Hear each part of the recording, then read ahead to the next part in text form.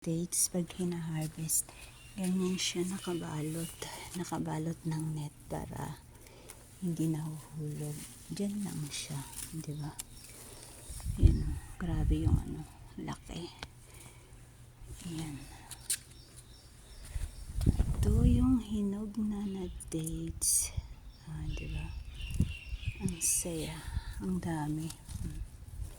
Yan, ibibilad pa yan siya para para mas lalo pa siyang gumanda, hindi malalata pag pag ilalagay na sa carton. Yan, pag ibabox na siya.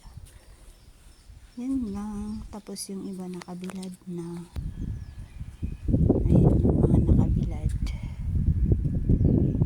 Yan, bago na naman yan.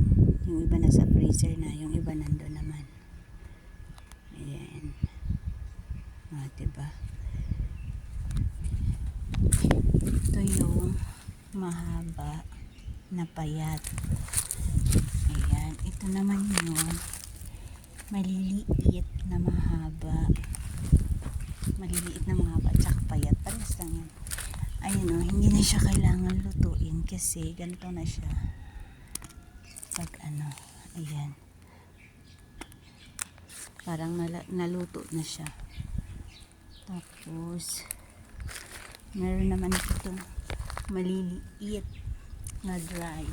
Ayan. Yan. Tapos ito yung red.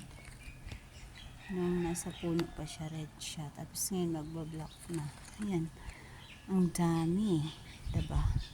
Tapos meron dito, mas gusto ko yun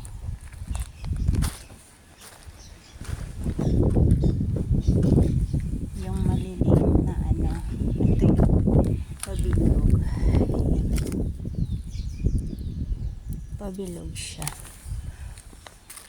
Pero mas gusto ko to. Dry siya na pero masarap to. Ayan. Diba? Iba-ibang klaseng dates.